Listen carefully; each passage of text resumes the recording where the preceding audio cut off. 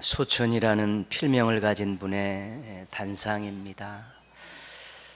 살면서 없어서 안 될 신발, 험한 곳도 맨 먼저 닫고 온몸을 다 바쳐주느라 고생 생고생은 다 하는데 그만큼 제대로 대접받지 못하는 신발.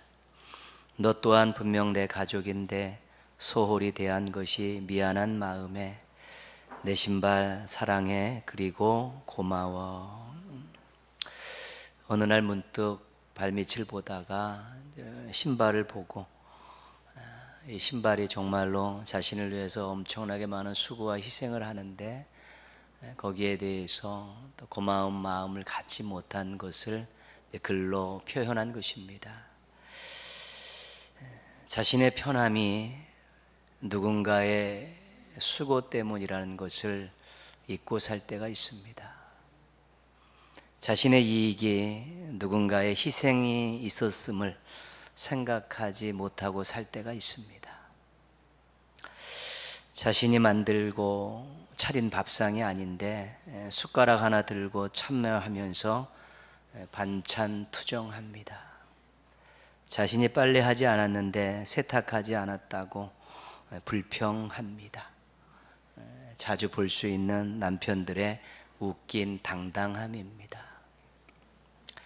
그냥 큰 줄 아는 자녀들이 있습니다. 자기가 잘나서 그렇게 귀하게 대접받는 줄 아는 자식들이 있습니다. 부모님의 계속되는 수고와 희생을 모르는 자식들의 어이없는 뻔뻔함입니다. 당연하다는 듯이 누리며 사는 사람들이 있습니다. 감사보다 자랑이 앞서는 사람들이 있습니다. 은혜를 모르는 신앙인들의 한심한 무지함입니다. 우리 인생 뒤에 많은 사랑이 있었음을 기억하며 살아야 됩니다. 우리 주변에 큰 수고와 희생을 하는 분들이 있었다는 것을 잊지 말고 살아야 한다는 것입니다. 하나님, 부모님, 가족들, 친척들, 친구들, 지인들, 때로는 이름도 모르고 얼굴도 모르는 사람들, 또 그런 분들의 수고와 희생 때문에 편하게 살고 이익 얻고 살고 나름대로 웃으며 살 수 있었다는 것입니다. 그런 것들을 생각하지 못하면 이기적으로 살 수밖에 없고요, 또 조금만 마음에 맞지 않아도 불평하며 살게 되는 것이고요, 다른 사람에게 수고와 희생을 한다는 것은 꿈도 꾸지 못하고 살게 되는 것입니다. 사랑으로 수고하고 희생한 분들께 우리 감사의 마음을 잊지 말고 기회가 되면 여러 가지 방법으로 감사합니다, 사랑합니다라고 고백해 보시기를 바랍니다. 성경에 소개되어 있는 하나님은 동적인 하나님입니다. 정적인 하나님이 아니라 동적인 하나님입니다. 가만히 계시는 하나님이 아니시라 움직이시는 하나님이십니다. 쉬고 계신 하나님이 아니라 일하시는 하나님이십니다.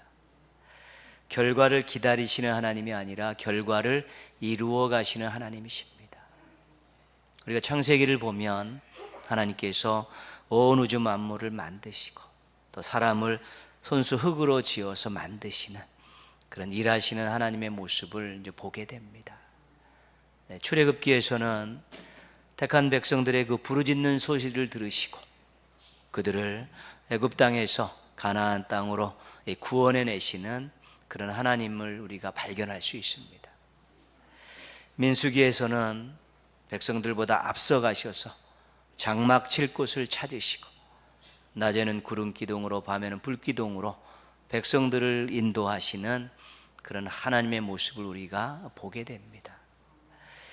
열왕기서에서는 죄를 범한 백성들을 깨우치고 회개하기 위해서 끊임없이 예언자들을 보내시고 그들이 결국 회개하지 않고 돌아오지 않으니까 이방 강대국들을 동원하셔서 그들을 심판하시는 그런 하나님의 모습을 우리가 볼 수 있습니다. 성경에 나와 있는 우리 하나님은 만물과 세계와 역사와 나라와 개인을 경영하시고 인도하시는 분이십니다. 작은 것부터 큰 것까지 모든 것들에 간섭하시면서 거기에 모든 것들의 영향을 집중하시면서 하나님의 계획하심을 이루어 가시는 하나님이심을 우리가 보게 되는 것이죠. 시편 121편에서는요, 졸지도 주무시지도 않으시는 분으로 고백하고 있습니다. 졸지도 주무시지도 않고 깨어서 늘 살피시고 도우시고 이끄시고 구원의 역사를 이루어 가시는 하나님이라고 고백하는 것입니다. 오늘 말씀에서도 우리가 하나님의 이런 면을 볼 수 있습니다. 32절 말씀 제일 마지막 문장 보시면요, 만군의 여호와의 열심히 이를 이루시리이다. 이루시는 하나님인데 어떤 일을 이루시는데 어떻게 이루시냐면 열심으로 이루신다는 것입니다. 계획하시고 준비하신 일을 열심을 내서 이루시는 하나님이다, 그렇게 고백하고 있습니다. 오늘 말씀을 이해하기 위해서는 우리가 조금 이스라엘 역사를 되짚어 봐야 되는데요, 이스라엘의 세 번째 왕 솔로몬이 우상 숭배를 하게 됐죠. 처음에는 신실했었는데 뒤로 갈수록 우상 숭배해서 하나님께서 이 나라를 둘로 쪼개겠다고, 다윗 가문에게 전체를 맡기지 않고 나라를 둘로 쪼개겠다라는 심판의 경고를 알리십니다. 솔로몬이 죽고 그 아들 르호보암, 또한 북쪽 지파의 지도자인 여로보암에 의해서 남과 북으로 나누어지게 되는 것이죠. 비운의 역사입니다. 근데 이 북왕국은 시작부터 우상 숭배가 만연하고 하나님의 뜻을 거스리는 일들이 계속됩니다. 정말 악한 왕들이 거기서 많이 배출이 됐습니다. 북왕국은 200여 년 존속했는데 19명의 왕이 있었습니다. 구테타도 수도 없이 일어났고 하나님의 마음을 아프게 하고 하나님을 거역하는 일들을 많이 저지르죠. 하나님께서 엘리야를 통해서, 호세아, 아모스를 통해서 끊임없이 그들에게 돌아올 것을 종용하시고 촉구하셨는데 결국 그들이 등을 돌렸습니다. 그래서 하나님께서 아수르라는 이 강대국을 이용해서 심판을 하시죠. 북왕국이 아수르에게 멸망을 합니다. 200년 만에. 근데 북쪽에 있는 이 아수르라는 나라는 이제 세계를 지배해야 되기 때문에 북쪽은 다 장악을 했는데 아직까지 장악하지 않은 곳이 남쪽에 있는 애굽입니다. 애굽으로 내려가려면 반드시 또 남왕국 유다를 거쳐야 되기 때문에 또 남왕국 유다를 계속해서 공격을 하죠. 그때 남왕국 유다의 왕이 히스기야라는 왕입니다. 히스기야 때 북왕국이 멸망하고 북쪽에 있는 아수르가 강대국이 군대를 이끌고 쳐들어오니까 처음에는 금과 은을 막 베끼고 다 모아가지고 마음을 달랬죠. 항복할 테니까, 앞으로 조공을 바칠 테니까 제발 돌아가 달라고 애걸복걸을 했죠. 그런데 이 아수르의 왕 사네립이 돈에 있지 않았습니다. 목적이, 이 나라를 멸망시키고 아래로 내려가는데 목적이 있기 때문에 대군을 이끌고 쳐들어옵니다. 이제 감당할 수 없는 것이죠. 세계를 제패하는 강대국이 쳐들어오면 소국가들은 그냥 어떻게 처분을 맡길 수밖에 없는 것입니다. 쳐들어와서 포위하고 조롱하고 거짓말하면서 백성들의 마음, 군대들의 마음에 사기를 막 꺾어놓기 시작합니다. 그때 히스기야가 이제는 이사야를 찾아갔죠. 이사야가 걱정하지 말라고, 하나님이 함께 하신다는 말씀 주시고 하나님만 바라보라는 말씀을 주시죠. 근데 아수르로부터 이제 편지가 오죠. 최후 통첩입니다. 그 편지를 가지고 히스기야가 성전에 올라가서 하나님 앞에 기도합니다. 어쩔 수 없죠. 남왕국 힘으로는 아수르를 제압할 방법이 없기 때문에 하나님 앞에 성전에 들어가서 눈물로 무릎 꿇고 기도하는데 하나님께서 이사야 선지자에게 말씀을 주십니다. 그 말씀이 열왕기하 19장에 잘 나와 있는데 그 말씀의 핵심이 오늘 우리가 읽었던 이사야서에 나오는 말씀입니다. 이사야가 그때 현장에 있었기 때문에 그 어떤 말씀을 주셨는가를 잘 알고 있는 것인데 오늘 말씀이 아수르의 침략으로 멸망의 위기에 있는 남한국 히스기야에게 주셨던 하나님의 구원의 말씀입니다. 그래서 이 구원의 말씀을 보면서 우리 하나님의 열심에 대해서 한번 또 나누어 보고자 합니다. 30절 말씀 보시면요, 이사야가 히스기야에게 하는 말 아닙니까? 왕이여, 이것이 왕에게 징조가 되리니 올해는 스스로 난 것을 먹을 것이요, 둘째 해에는 또 거기에서 난 것을 먹을 것이요, 셋째 해에는 심고 거두며 포도나무를 심고 그 열매를 먹을 것이니이다. 전쟁이 나면 무기에 의해서, 힘에 의해서 생명을 잃고 또 다치는 것도 큰 문제지만, 당시에는 이 먹을 것이 가장 큰 문제 아니겠습니까? 정상적인 삶을 살 수가 없어요. 생업에 종사할 수가 없고, 가지고 있는 것들은 그 군인들이 와서 다 뺏어 가니까 이 먹고 사는 것이 큰 일입니다. 전쟁이 나면 굶어 죽는 사람들이 많이 생기는 이유도 거기에 있는 것이죠. 그때 하나님께서 이 구원의 말씀의 첫 번째 내용은 뭐냐면, 이제는 정상적인 삶을 살게 해주겠다. 그렇죠? 첫 해는 그냥 자신들이 노력하지 않았는데 그 땅에서 자생적으로 생겨난 열매들을 먹고 사는 것이지요. 그리고 둘째 해는 이제 농사를 짓지만 그것이 다음에 걷기 때문에 둘째 해에도 그렇게 살 수밖에 없습니다. 그러나 셋째 해에는 너희들이 심고 가꾼 것들을 먹으며 살게 해주겠다는 하나님의 약속의 말씀입니다. 그렇게 되기 위해서는 아수르가 물러가야 되는 것입니다. 군대가 더 주둔할 수 없습니다. 아수르가 어떤 이유에서든지 이 나라를 떠나야만이 정상적인 삶을 살 수 있는데, 하나님께서 3년에 너희들이 심고 또 가꾼 것들을 먹으며 살게 된다, 정상적으로 살게 된다. 이 말 속에는 아수르가 물러가게 된 것이 전제되어 있는 것입니다. 걱정하지 마라. 내가 너희들에게 정상적인 삶을 살 수 있게 해주겠다. 전쟁의 위협과 공포에서 너 벗어나게 해주겠고, 너희들이 가꾸고 심은 것들을 뺏어가는 일이 없게 내가 그렇게 해주겠다. 이것이 하나님의 구원의 약속인 것이죠. 근데 이것을 하나님께서 어떻게 이룬다고 말씀하셨냐면, 아까 읽었던 말씀 32절 끝과 마찬가지입니다. 만군의 여호와의 열심히 이를 이루시리라. 하나님께서 그렇게 해주시겠다는 것입니다. 도와주시겠다는 것입니다. 승리하게 해주시겠다는 것입니다. 나라가 망하지 않게 해주시겠다. 백성들이 굶어 죽는 일이 없게 해주시겠다는 하나님의 약속의 말씀입니다. 근데 그 일을 하나님께서 열심을 가지고 해주시겠다는 것입니다. 남일이 아니라 내 일처럼 생각하며 최선을 다하고 모든 것을 다 동원해서 그렇게 구원의 역사를 이루시고 정상적인 삶을 살아갈 수 있게 해주시겠다고 약속하고 계신 것입니다. 계획하시고 수고하시고 선물을 안겨주시겠다는 하나님의 약속입니다. 택한 백성의 구원을 위해서 어떤 수고와 희생도 마다하지 않으시는 열심 있는 하나님이 우리가 섬기는 하나님이십니다. 마태복음 1장 21절입니다. 아들을 낳으리니 이름을 예수라 하라. 이는 그가 자기 백성을 그들의 죄에서 구원할 자이심이라.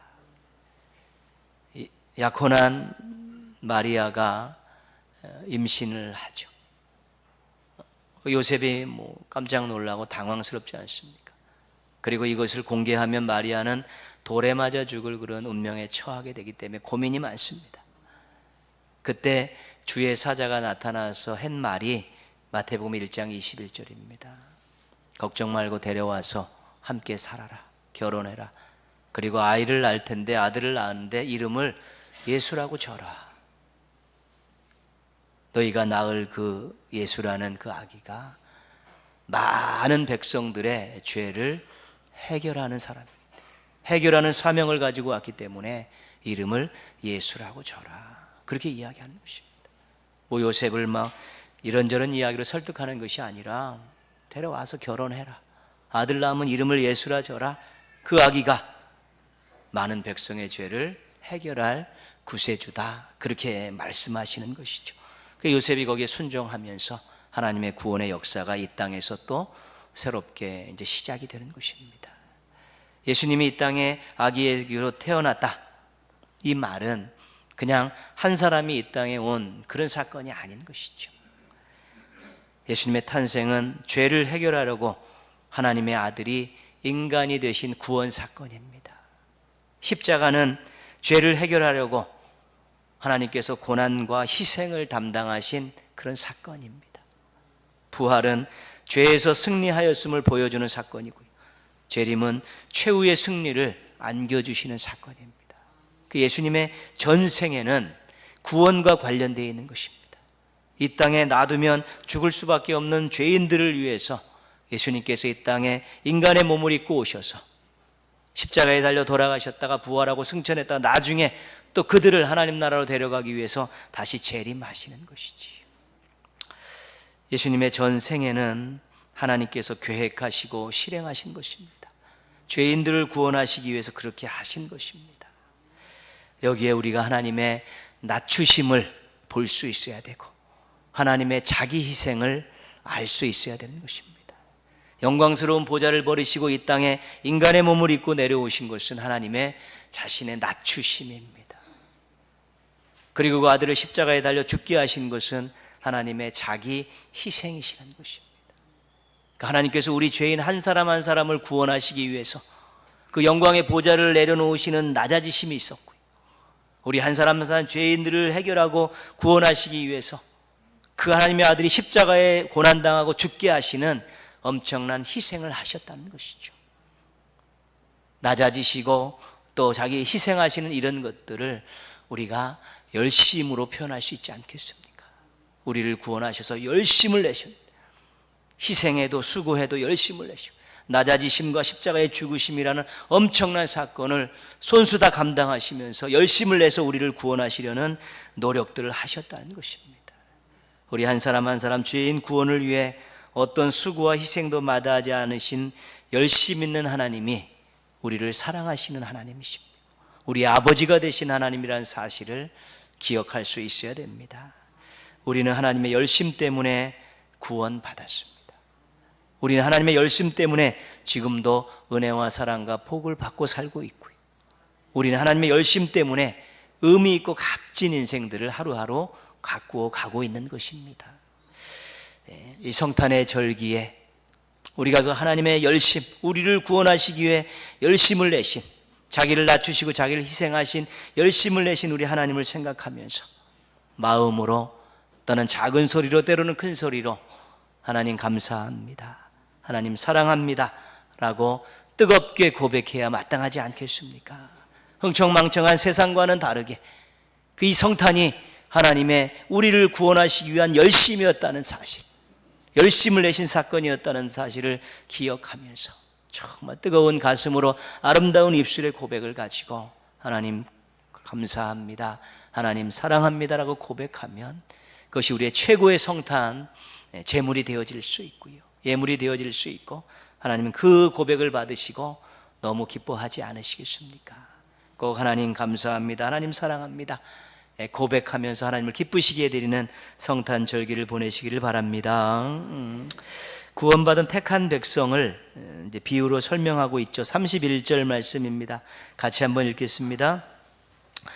유다 족속 중에 피하여 남은 자는 다시 아래로 뿌리를 받고 위로 열매를 맺으리니, 이제 하나님의 구원으로 인해서 이제 구원받은 사람들을 남은 자다 그렇게 표현하고 있죠. 신앙의 절개를 지키면서 때로는 숨어서 때로는 저항하면서 그렇게 살았던 사람들이 이제는 다시 하나님의 구원의 역사 속에서 이제 드러나게 되는 거죠. 사람들 앞으로 역사의 전면에 드러나게 되는데, 그 사람들을 어떻게 표현하고 있냐면 나무로 설명하고 있지 않습니까? 아래로 뿌리를 받고 위로 열매를 맺는다. 그렇죠? 이것은 하나님의 소망이기도 합니다. 구원받은 백성들이 어떤 나무가 되기를 원하느냐, 뿌리를 깊게 받고 열매를 맺는 나무로 살길 원하시기 때문에 하나님께서 구원의 역사를 베푸시고 또 그런 나무가 되게 하도록 열심을 내고 도우시는 것입니다. 나무에 있어서 성경에는 나무의 비유가 많은데 나무에 있어서 중요한 것 두 가지는 뿌리하고 열매입니다. 이 뿌리는 양분과 수분을 공급받는 것이고 나무를 지탱해 주는 것 아니겠습니까? 뿌리가 항상 채워져 있어야 되고 깊게 박혀 있어야 건강한 나무입니다. 우리 신앙인을 나무로 비유할 때 우리도 뿌리가 건강해야 됩니다. 근데 이 뿌리는 우리들에게 있어 창고입니다. 이 신앙인의 뿌리인 창고에는 두 가지가 항상 있어야 되는데, 하나는 말씀이고 하나는 은혜 받은 것에 대한 고백입니다. 그래서 말씀과 은혜 받은 것에 대한 기억과 고백들이 이 나무인 신앙인들의 우리 늘 생명력을 유지하게 하는 것입니다. 말씀이 양식이기 때문에, 말씀이 능력이기 때문에, 은혜 받은 것을 알고 고백한 것이 있기 때문에 항상 하나님의 사랑과 능력을 신뢰하게 될 때 우리가 늘 생명력 있는 모습으로 살아갈 수 있게 되는 것입니다.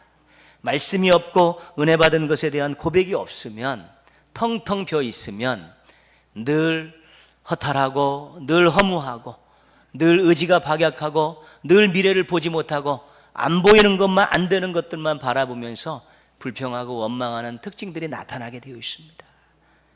그러나 늘 말씀이 살아 움직이고 은혜 받은 기억들이 새록새록 생각날 때마다 하나님이 함께 하시는구나, 하나님께 도와주시는구나, 하나님께서 능력의 역사를 이루시는구나, 하나님이 나를 통해 영광 받으시길 원하시는구나, 이런 마음들이 채워지면서 정말 든든한 뿌리 속에서 귀한 것들을 공급받고 아름다운 나무로 커가듯이 또한 그렇게 멋지게 신앙생활을 할 수 있게 되는 것입니다. 열매가 중요합니다. 열매를 맺어야 될 나무가 열매를 맺지 않으면 존재의 의미가 없습니다. 예수님께서 열매 맺지 못한 무화과 나무를 저주하신 것을 우리가 알고 있습니다. 또 요한복음 15장에서는 가지가 포도나무에 붙어 있는 비유를 말씀하시면서 붙어 있어야만이 열매를 맺을 수 있다, 그렇게 말씀하고 있습니다. 그 열매를 맺는 방법에 대해서 강조하고 계신 것이죠. 그 열매가 그렇게 중요하죠. 신앙의 꽃은 감사입니다. 근데 신앙의 열매는 삶입니다. 하나님 뜻대로 사는 삶, 이것이 신앙의 열매입니다. 그래서 우리가 하나님 뜻대로 살아가고 참 아름다운 열매가 되는 것이죠.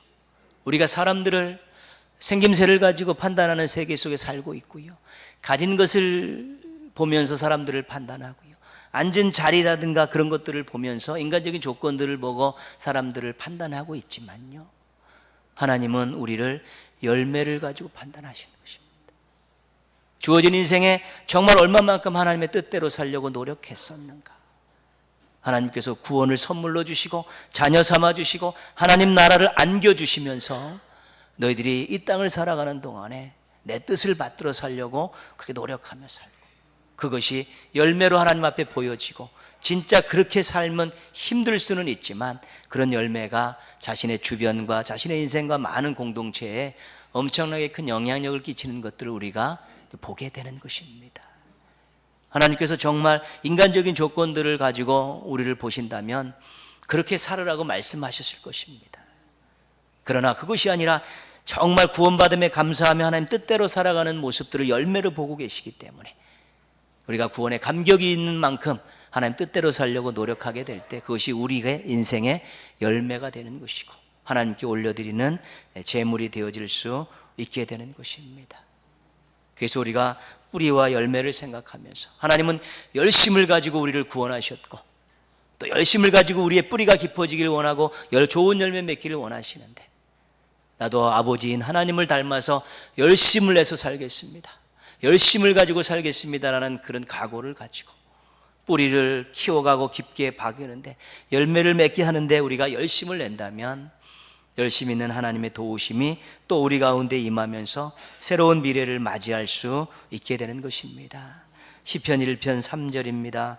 그는 시냇가에 심은 나무가 철을 따라 열매를 맺으며 그 잎사귀가 마르지 아니함 같으니 그가 하는 모든 일이 다 형통하리라. 시냇가에 심은 나무, 뿌리가 깊은 나무죠. 잘 빨아들이니까 또 열매도 잘 맺고 그렇습니다. 그렇죠? 좋은 뿌리와 아름다운 열매를 기대하고 계시는 것이지. 그런 말씀에 대해서 늘 기억하시면서 매일매일 말씀 곱씹으시면서 말씀대로 살게 해달라고 기도하면서 하루를 시작하시는 거 아니겠습니까? 그리고 여기까지 오면서 베푸셨던 하나님의 은혜를 잊지 않고 여러분의 신앙의 뿌리에 잘 간직하시고 또 힘든 일 만날 때마다 예전에 하나님이 더 큰 일도 해결해 주셨었는데, 정말 곤란한 일이 있을 때 하나님께서 기가 막히게 해결해 주신 과거가 있는데 이것도 넉넉히 해결해 주실 줄 믿습니다라고 나아가면 지지 않는 것입니다. 우리가 정말로 아름다운 나무의 모습을 하나님 앞에 쓸 때 하나님이 얼마나 기뻐하신지 모릅니다. 시냇가에 심은 나무를 꿈꾸십시오. 하나님께서 열심을 내신 이유는 우리가 시냇가에 심겨진 나무와 같은 인생을 살라고 열심을 내신 것입니다. 뿌리 깊은 나무가 되는 것을 소망하면서 하나님의 열심을 본받으십시오. 말씀에 시간을 투자하지 않고 또 말씀대로 살려고 몸부림치지 않는데 어떻게 그 뿌리에 말씀이 남아있겠습니까? 은혜를 잊지 않고 감사하고 그 은혜 때문에 살고 있다고 고백하지 않으면서, 간증하지 않으면서 어떻게 그 은혜의 흔적들이 뿌리에 남아있겠습니까? 피곤하고 바쁘지만 내가 하루 세 끼 먹듯이 말씀만큼은 놓지 않겠다라는 가지고 시간 정해놓고 말씀 속에 들어가 훈련이 있을 때 가서 열심히 받아야 시냇가에 심기운 나무가 될 수 있는 조짐이 있는 것입니다. 열매 맺는 나무가 되는 것을 기원하면서 하나님처럼 열심히 사십시오. 지금의 삶은 치열하게 살지 않으면 우리가 이겨낼 수 없습니다. 세상에 많은 사람들은 놀고 살자고 즐기며 살자고 그렇게 살아가고 있고요, 악한 것들은 우리에게 와서 우리의 신앙을 빼앗으려고 끊임없이 공격하고 있는데 그냥 전부 다 그냥 퍼져가지고 어떻게 되겠지 하고서는 절대로 열매를 맺을 수가 없습니다. 때로는 싸워야 되고 때로는 버텨야 되고 때로는 막 노력하는 그런 모습들이 있을 때 하나님의 열심 있는 도우심을 통해서 새로운 역사들을 이루시는 것이죠. 하나님이 도와주셔도 우리가 못할 일이 없는데 열심히 도와주시는데 못할 일이 어디 있습니까? 여러분 삶에 어려움들이 있습니다. 힘듦이 있고 눈물 흘릴 일이 있을 수 있습니다. 그럼에도 불구하고 우리를 위해서 열심을 내서 우리를 구원하신 하나님께서 우리를 위해서 열심을 내서 우리를 도와주신다는 이 사실을 잊지 않고 그 문제를 바라보면서 그 현장에서 정말 말씀과 은혜를 기억하면서 하나님 뜻대로 살고자 하는 마음을 가지고 기도한다면 우리 하나님의 열심 있는 도우심이, 뜨거운 도우심이 삶과 인생과 가정과 미래를 아름답게 바꾸어 주실 것입니다.